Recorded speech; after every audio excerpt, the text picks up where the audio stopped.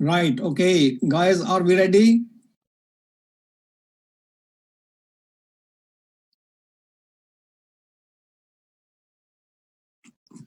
Shankar Kumar. Shankar thinks that we are ready. Right. Okay, now I will try to finish before our formal break a few questions about cardiology. Uh, Probably I'm slightly more biased towards respiratory medicine because perhaps that is my own parent specialty and I feel more comfortable. Right. Okay. Let's do some. Someone says that I want to finish my cigarette before we start. 1 more minute. All right. Okay. That's very interesting comment. I like that. Okay, guys, have a read. We have got only half minute for this. Someone says, I joined later. Can you please introduce yourself? My name is Dr. Nasir Siddique. I'm a respiratory consultant in respiratory medicine. I have been an experienced teacher. I'm associated with Leicester University. Multiple awards of best teacher from my university, from my hospital. And recently I have started teaching in MSc Respiratory Medicine, and I am associate professor in University of Leicester. So that is my brief introduction. Right. Razia Jabbar already has got the diagnosis. 67-year-old man. The on examination, this patient is in pain, but there is no pallor. So what is the diagnosis? Okay, most people are already offering me the diagnosis. So now, same question, that is the X-ray and that is the ECG. I want to see how brave are you to give me the diagnosis on the chest X-ray and the ECG, and we have to be quick because I am very keen to finish cardiology before 10:30. What is the chest X-ray showing here? And what does the ECG show? It is far too long. Okay, guys, let me tell you, in the exam, when we are shown a normal chest X-ray, we are far too scared to see that this X-ray is actually normal. Even in this case, this X-ray is normal. And looking at the ECG, this ECG is normal too. There's some T-wave inversion in the inferior leads. There is no myocardial infarction. Someone said poor R-wave progression. I would accept that. Actually, there is. The answer is C, aortic dissection, right? Okay. This is how it looks like. Can someone make sense that this is your dissection of the aorta? Okay. Right. Okay. These questions might be too basic, but let me tell you, I was advised that I must keep this in mind, that there should be a mixture of questions. What is the diagnosis here? Describe the abnormalities in this ECG. What will be your initial management of this patient? This is MI. Can someone give me full answer? MI of which region? Which cardiac wall is this? Anterolateral. Tahir, thank you. You're helping me a lot. Right. Okay. Treatment. Someone said, are you giving this revision regularly? I can be your personal tutor if you pay me.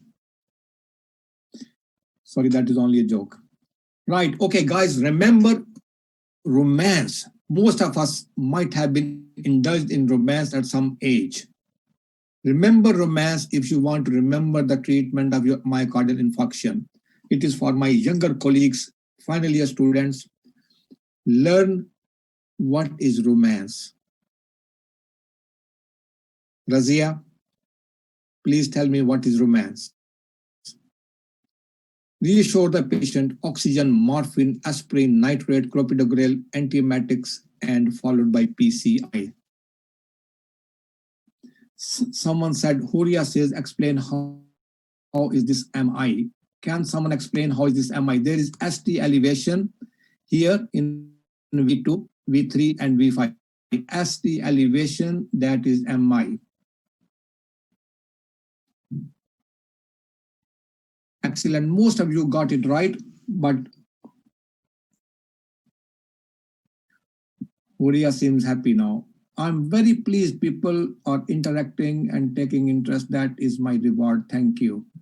Okay, now, so treatment for MI, have we all learned what is romance? Razia, have you learned what is romance? Sadia? Okay. Right, moving on. An easy question. Which of the following signs would be consistent with diagnosis of constrictive pericarditis? This is a very interesting question.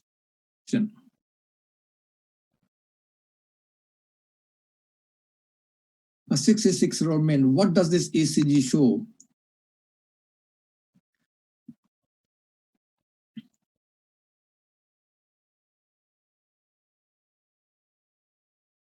Naba, you have to contact me later, right? Okay, guys, we have to be very quick. We need to make best use of every minute we have together, right? This is an ECG, which is low voltage of ECG, right? Which of the following signs would be consistent with the diagnosis of constrictive pericarditis? Any offers?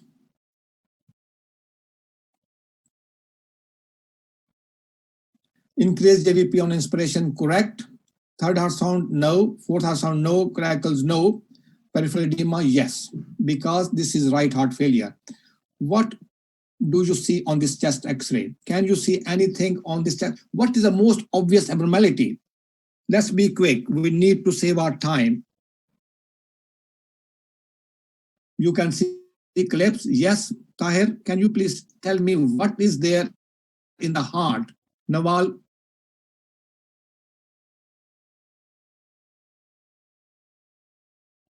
What is this? Are we missing this, guys? What is this? What is this? Calcification, someone said. Zarina, thank you. So there is calcification, this low voltage ECG, right? So what is a low voltage ECG? Have a look on this ECG. Low voltage on the ECG is defined as QRS amplitude of less than 5 millimeter in the limb leads or 10 millimeter in the precordial leads. So overall, I have shown you a case of constrictive pericarditis. This happens due to recurrent pericarditis, which is usually viral in origin, right? And pericardial effusion can be there around it. That gives you low voltage ECG. On the right-hand side here, I have given you a list of the causes of low volt ECG: pericardial effusion, obesity, emphysema, constrictive pericarditis, and myxedema. And Tahir, you are right, TB pericarditis. Pericarditis due to any reason can cause constrictive pericarditis. Actually, in subcontinent, I agree that the common cause of pericardial effusion and constrictive pericarditis is actually TB. Most of the inflammatory condition can cause it. Any question on this? Otherwise, I'm moving on. Okay. This is slightly challenging question, but this time I do want you to get it wrong. You have been getting all my questions right, and you're making me feel that perhaps my questions are very easy. Maha, I don't understand what you have written. Someone said tachycardia. Yes, someone said pulmonary embolism. Spot on, absolutely fantastic. It is PE, pulmonary embolism. 75-year-old male, acute shortness of breath with a clear chest and a clear X-ray. There is no second diagnosis. When you have a patient with shortness of breath and who has a clear chest and a clear chest X-ray, There are 2-3 indicators here. There is more than enough information I have given you. An unexplained tachycardia on the ECG. I have given you a normal chest X-ray and a normal oxygen, normal chest auscultation, normal chest X-ray, and there's a risk factor of breast cancer. So there is only one diagnosis, that is pulmonary embolism. Okay, so moving on. What does ECG show? We have said that that was tachycardia. What scoring system could you use to assess the patient? How would you assess the patient? Kanzul, how would you assess the patient, please? Well scored. Nawal, brilliant. Well done. Looks like that someone is teaching you well. Your dad seems to be working on you very well. So what investigation will you order to confirm the diagnosis?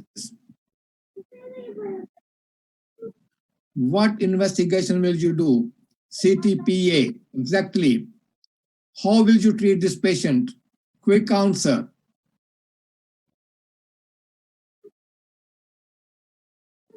Low molecular weight heparin. Sajjad, thank you. That is spot on. You will not do Bushra. We don't do angiography anymore. Angiography is out of fashion. We do CTPA. We do not give IV heparin. We give low molecular weight heparin like Lexane.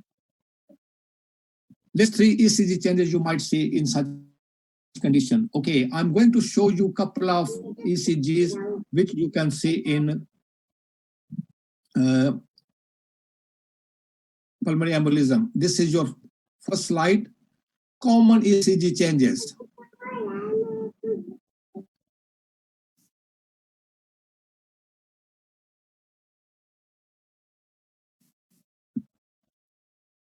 So can we revise together, please? Sinus tachycardia, complete or incomplete bundle branch block. Usually it is right bundle branch block.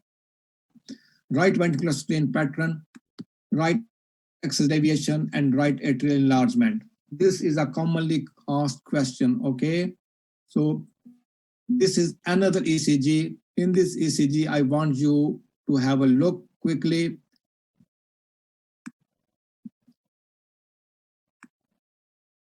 This is your right bundle branch block, sinus tachycardia, and right ventricular strain pattern. Another ECG in pulmonary embolism. Again, right bundle branch block, right axis deviation. So if you look at lead 1 and lead 3, so they are meeting S wave here and right 1. This is downward, this is upward. So that is your right axis deviation. S1, Q3, T3. This is S1, this is Q3, and this is T3. S1, Q3, T3.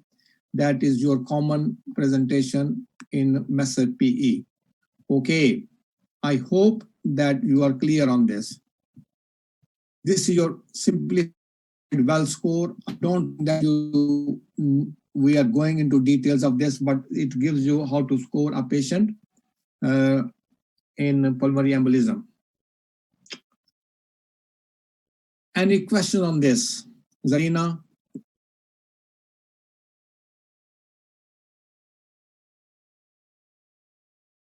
Okay, so that is how modified well score looks like. That is what I use.